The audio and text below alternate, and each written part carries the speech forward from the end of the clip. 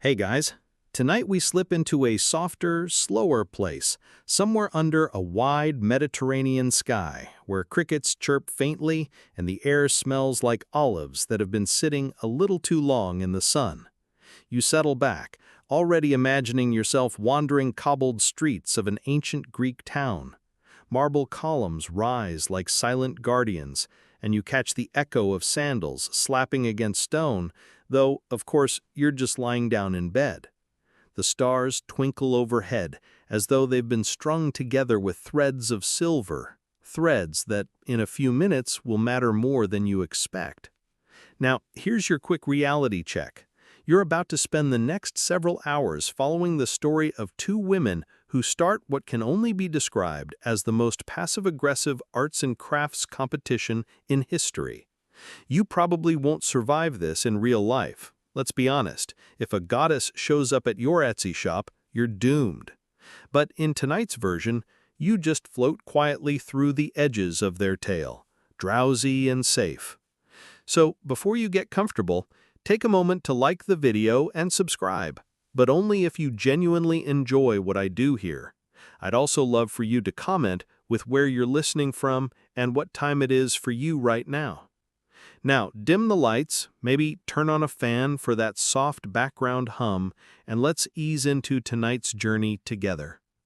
You wander deeper into the dreamscape of Greece, your bare feet brushing along dusty paths. Each step takes you closer to the faint clack of wooden frames, threads snapping gently, the unmistakable rhythm of weaving. Looms hum in quiet homes, their owners bending forward with patient fingers. In this world, weaving isn't just making blankets, it's storytelling. Every thread is a sentence, every knot a punctuation mark. And in the distance, brighter than the rest, glows Athena's loom. Athena is everywhere in this land. She stands tall in your imagination, gleaming helmet, a spear tucked casually under one arm, as if she's always half prepared for a board meeting that could turn into a battlefield. But tonight, you don't see her fighting. You see her at her loom, the goddess of wisdom with sleeves rolled up, her hands gliding with the ease of someone who has made craftsmanship a divine portfolio line item. Historians still argue whether her weaving talents were emphasized more in Athens than in other city-states. But here, in your sleepy wanderings, the answer feels obvious. Of course she weaves. The loom sings with a steady pattern, wood creaking, threads sliding, a rhythm that could lull even the most caffeinated insomniac into slumber. You lean closer. The patterns stretch like rivers of color, blues and golds shimmering like captured daylight. Somewhere in the weave you recognize shapes, heroes standing proud, the owl of wisdom perched like a margin note, olive trees sprouting along borders. The olive tree was her special gift to Athens, a practical blessing, food, oil, wood, all from one plant. It's one of those mainstream facts you probably skimmed past in high school textbooks, but now it feels vivid. Imagine an entire city fueled by olives, lamp oil glowing in pottery, salads before they were cool, and yes, probably a lot of people smelling faintly briny. But then, in the hush between her loom's beats, you remember a stranger tidbit. The Greeks once used olive oil not just for cooking or lighting lamps, but as sunscreen. Picture it, Beach Bay on the Aegean, and instead of squeezing a bottle of SPF 50, someone slathers themselves in what amounts to a deluxe salad dressing. Does it work? Historians still argue whether it was actually effective protection, but you imagine the shine of sun-oiled athletes, glistening like rotisserie chickens in the heat. Not exactly your modern-day beach aesthetic, but it did the job, probably.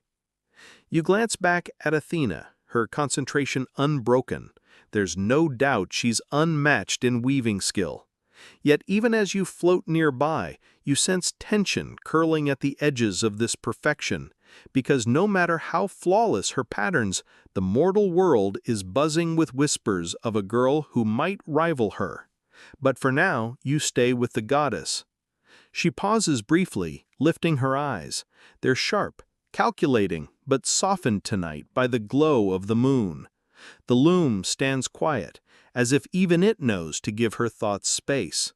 And in your own half-dream, you feel the pull of inevitability. This isn't just weaving. This is pride disguised as art, a cosmic declaration stitched into fabric. You move closer to the temple, where Athenians occasionally slip in, bearing offerings, small baskets of figs, a carved figurine, a few drachmas laid respectfully. They come not only to ask for war victories, but also for wisdom in trade, counsel in governance, maybe even tips for not messing up a family dinner. The temple's marble catches torchlight, gleaming like a stage set for divine drama. And yet, despite the grandeur, the threads remain the focus. Athena draws the shuttle back and forth, each pass layering a quiet hum into the night. The effect is hypnotic.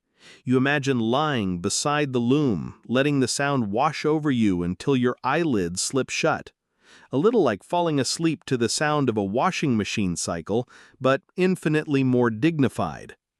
Still, cracks in the calm grow faintly audible. The goddess has heard of the mortal artisan named Arachne, a young woman in some village down the coast who doesn't just weave well, she weaves too well. Word spreads fast in ancient Greece. They didn't have TikTok, but they had bards and gossip, which is basically the same thing, just slower and with fewer filters.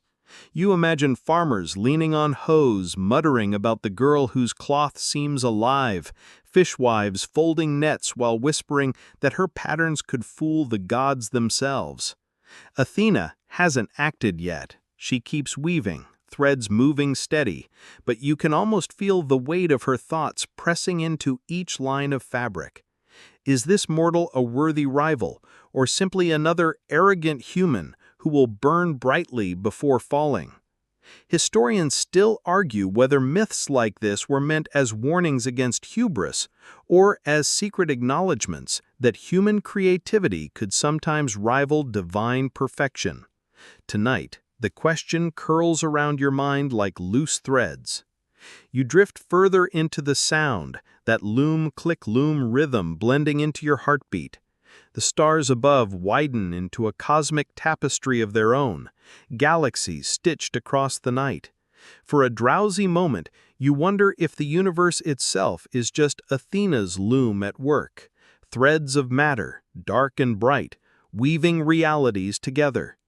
It's a big thought for a bedtime story, but don't worry, you'll probably forget it by morning. The night air cools, carrying the scent of fig trees and the faint tang of sea spray. You imagine olive branches rattling in a lazy breeze, like nature itself applauding the goddess's craft. And somewhere in the distance, the whispers of Arachne grow louder, tugging you gently toward the next step of this tale, where mortals dare to match the divine. You keep walking along the dream path of ancient Greece, and the sound of Athena's loom fades into the steady murmur of city life. Athens itself bustles, even at dusk. The marketplace hums with chatter. Sandals scrape across stone, merchants call out about olives, pottery, and fabric dyed in shades that seem to drink sunlight. But at the center of this swirl, one figure is always larger than life. Athena, the city's namesake, the protector who seems to have her name etched into every column and coin. You're almost embarrassed for the other gods. It must feel like she hogged the spotlight at family reunions.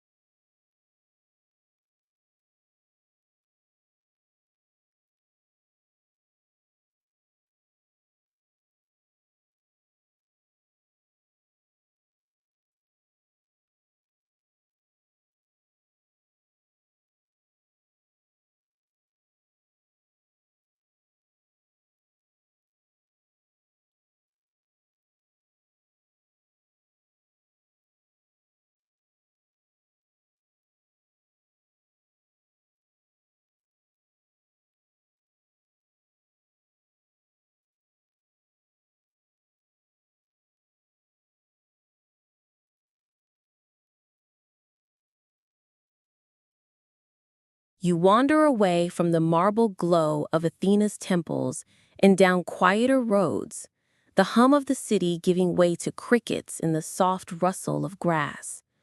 The stars above tilt, and suddenly you're not in Athens anymore.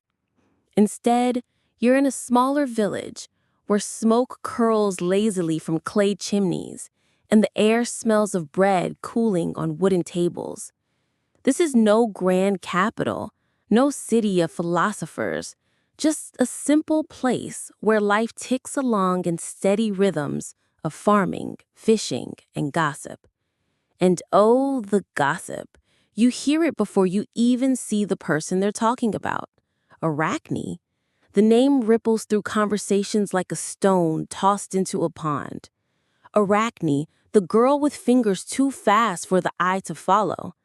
Arachne, whose loom sings so sweetly that villagers pause chores just to listen. Arachne who might, just might, be better than a goddess. You creep closer to a circle of women huddled over their baskets of wool. They're whispering about her latest masterpiece, a tapestry so lifelike it fooled a bird into pecking at the woven grapes. That's your mainstream fact for the section. Stories of Greek artists creating illusions so real they tricked animals are part of their culture's bragging rights. One painter, Zeuxis, supposedly painted grapes so realistic birds swooped down to eat them. The Greeks loved that kind of tale. It was proof that mortals could flirt with divine-level artistry. Arachne's story fits perfectly into that tradition. You imagine her hunched over her loom in a modest home, threads spilling like waterfalls around her, patterns unfurling that no one else can quite explain. It's not just skill, it's daring. She doesn't whisper prayers to Athena before she begins, and she doesn't claim her talent as a gift from above. She claims it as her own.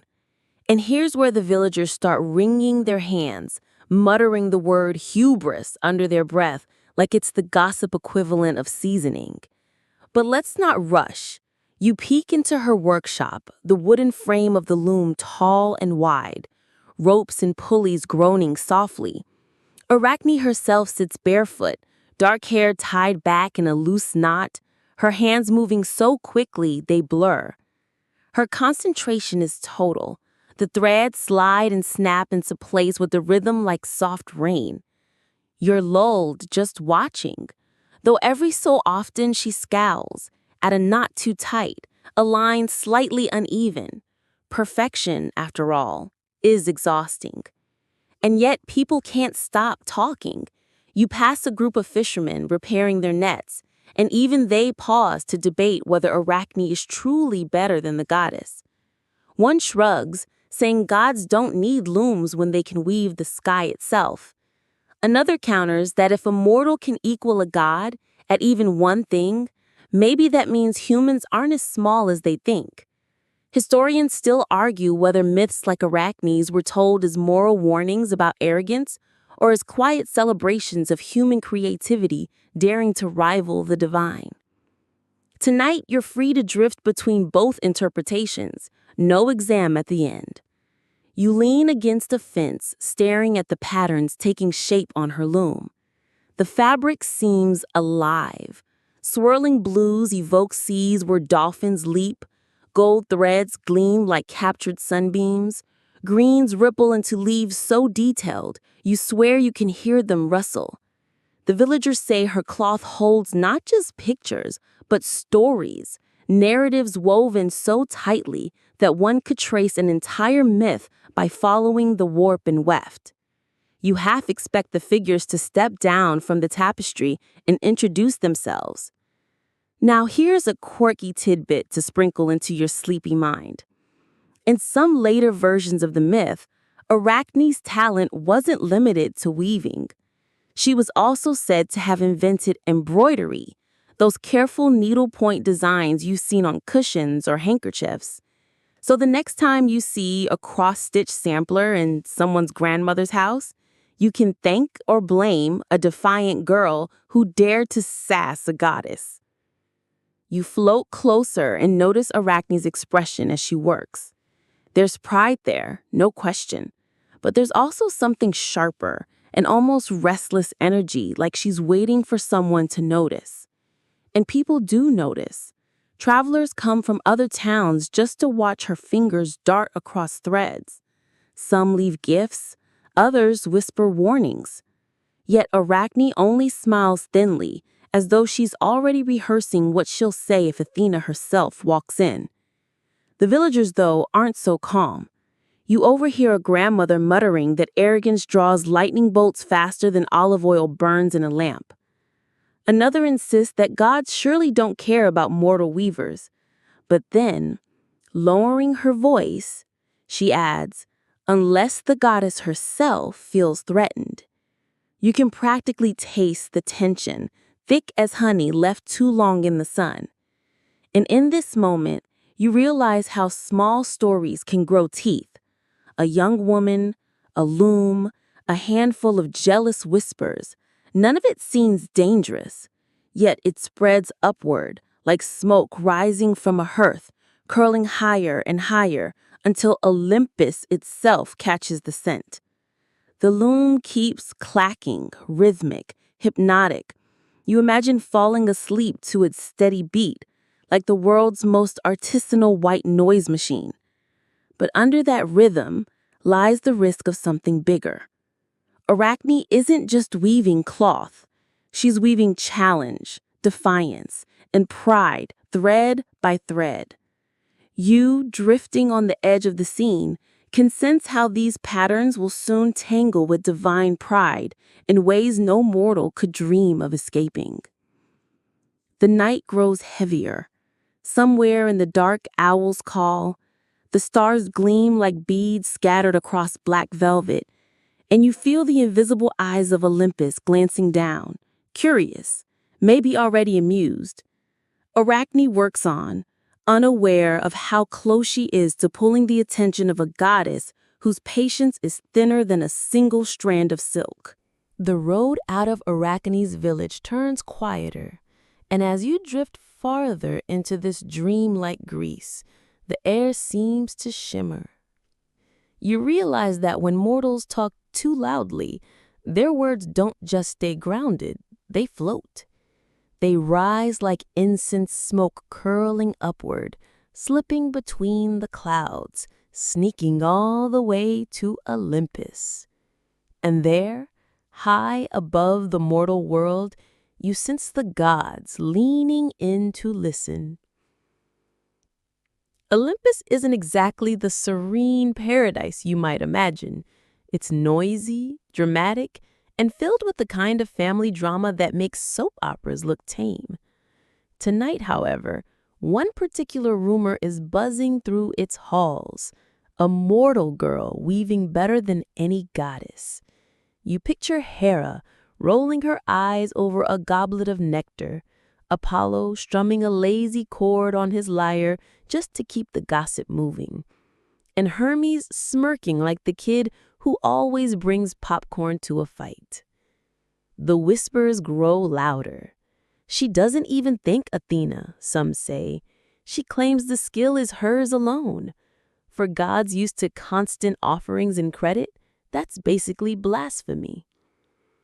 You imagine Athena herself sitting at the edge of a marble colonnade, owl perched on her arm, listening to this chatter with an expression that's half boredom, half irritation. Historians still argue whether myths like these were teaching tools for religious respect or subtle digs at divine insecurity. Either way, you can almost hear the goddess sigh. Mortals, always one step away from trouble. You float across Olympus's halls. Statues of past victories gleam, vines curl along railings, and fountains splash lazily. Yet the atmosphere feels tense, the way a family dinner feels tense when everyone knows someone is about to bring up politics. Arachne's name has become more than a rumor. It's a challenge. Even Zeus, lounging with the thunderbolt like it's a TV remote, mutters about keeping mortals in their place. But Athena isn't quick to act. She's calculating. She knows appearances matter. If she storms down in a rage, it confirms that a mortal has rattled her. That would be like a celebrity subtweeting a random critic, amusing but undignified. Instead, she decides to observe, to test, to see whether Arachne's reputation is earned or inflated like a fisherman's tale. You drift closer to her thoughts as she walks slowly past her loom. The goddess is proud, but she isn't reckless. She knows weaving isn't just pretty cloth. It's about storytelling, about capturing the very essence of gods and mortals. And if Arachne dares to weave without respect, Athena wants to see it herself. Here's a quirky tidbit for your sleepy brain. Some later storytellers suggested that gods used mortal challenges almost as entertainment, the way you might watch a reality show. Mortal arrogance? That's a new episode. Divine wrath? Season finale cliffhanger. And in this case, the viewership on Olympus is unusually high. Even Poseidon, who, to be fair, has his own rivalry with Athena, seems curious to see how this plays out. You picture him sipping salt water like it's tea. The night breeze brushes across your cheek as you leave Olympus behind for now, following those rumors as they slip back downward. The mortals don't know how loud they are, how far their words reach.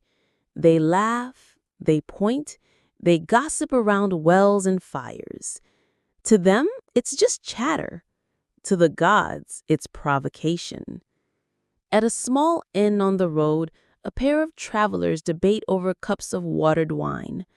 One insists Arachne's work is touched by divine power, while the other swears it's pure human genius.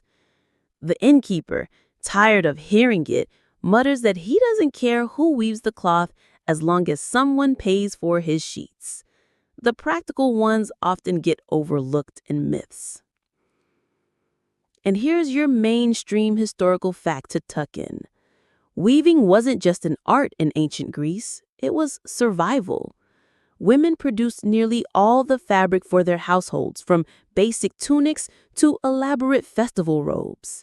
The loom was central to daily life, sometimes even buried with women as a marker of identity. It's easy to forget now with closets overflowing, but back then, every garment was hours of labor, which means Arachne's talent wasn't just decorative, it touched the fabric of life itself. The rumors swirl faster. You sense them gaining momentum, spreading like wildfire. They pass from one town to another, picked up by merchants, embroidered into conversations like threads in a tapestry. Soon, everyone knows Arachne's too bold, too good, too ungrateful. The question isn't whether Athena will hear, it's when she'll arrive. You pause on a hillside under moonlight, feeling the hum of both mortal awe and divine annoyance. It's like two currents running beneath the same stream, ready to collide. Somewhere, Arachne sits at her loom, unaware that Olympus itself has her name etched into its nightly gossip. The air is still for a moment, almost too still, as if the whole world holds its breath. You sense Athena's decision forming, sharp and inevitable. She will not ignore this. She will descend, but not as herself, not yet, to test, to probe, to see. And as you drift at the edge of this myth, you know you're balanced at the moment just before lightning cracks, when the air smells of storm and thread. Night deepens, and you drift again, slipping between the branches of olive groves in the quiet hum of villages where Arachne works. Athena has made her decision, but she isn't rushing in as a goddess with a shining spear and gleaming helmet. No, she's donning something far subtler, a disguise, You can't help smirk. Even gods have cosplay nights, apparently. In her case, it's the old woman persona, the grandma in the corner approach. Her robes are plain, her hair tucked under a modest scarf, and she carries a basket of wool as if she might be there to borrow a cup of sugar. You follow her as she makes her way down winding paths toward the village. The moonlight catches her in such a way that even though she's trying to be inconspicuous, there's an aura about her, a kind of inevitability that makes leaves rustle nervously. You wonder what it's like to walk through life disguised as someone entirely unassuming while still radiating divine energy. Probably exhausting. Historians still argue whether Athena's choice to test mortals in disguise was meant as a metaphor for wisdom checking hubris, or just ancient storytelling flair to make things more dramatic. Either way, tonight you're in the front row. Arachne's workshop comes into view, warm lamplight spilling through windows, illuminating threads stretched tight across her loom. You hover outside and notice how the village itself seems to lean closer, as if the walls and rooftops are eavesdropping. Athena's figure slips silently toward the door, toes brushing the dirt, her hands brushing against the rough texture of the frame. She's careful not to startle the mortal because, let's be honest, this isn't exactly a casual hello. The old woman disguise is perfect if you ignore the slight glow in her eyes and the occasional twitch of her fingers that suggest immense power. Villagers passing by give a respectful nod, assuming they're seeing an older elder. Some even bow slightly, unaware they're greeting a goddess in waiting. And then there's Arachne, seated at her loom, humming softly, unaware that the person at her doorstep is anything but ordinary. You hear Athena speak, her voice deliberately soft and sweet. "Child, your work is remarkable," she says. It's the kind of comment a grandma might offer to coax someone into manners, gentle, almost coaxing, with a hint of gravity beneath. Arachne glances up, her expression polite but distant, focused more on her warp and weft than the visitor at the door. Here's your quirky tidbit.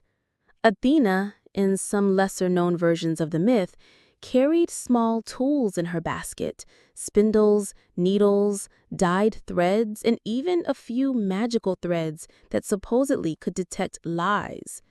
You imagine her discreetly dropping one or two onto the table just to see if Arachne notices.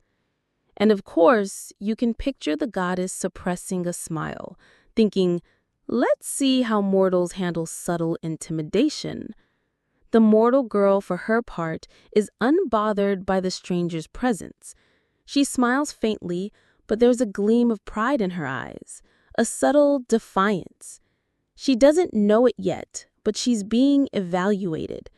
Athena is not here merely to admire.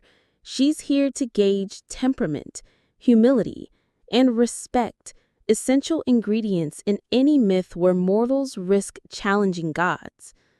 And of course, the villagers whisper from the sidelines. "Who is that old woman?" one asks. "No idea," another replies, "but something about her feels weighty." You can almost see them collectively holding their breath. It's a small, sleepy village, and yet the cosmos has quietly folded itself into its cobbled streets. You float closer and catch Athena's internal commentary, as subtle as it is. She admires Arachne's skill, but notes the danger, hubris. A mortal weaving so well that it could rival a goddess is not just talented, it's provocative. It's the kind of act that makes immortals lean back in their thrones and consider whether humans are becoming annoyingly clever.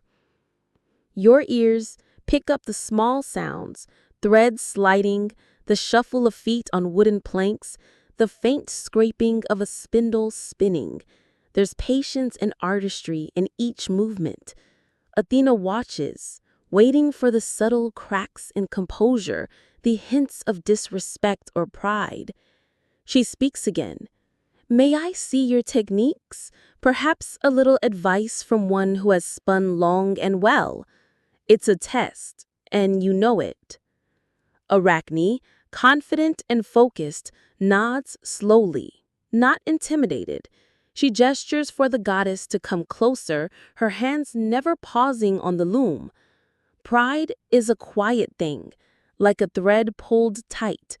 You almost feel the tension vibrating in the air, as if the loom itself knows it's about to host a duel that is not fought with swords, but with patience, skill, and subtle ego.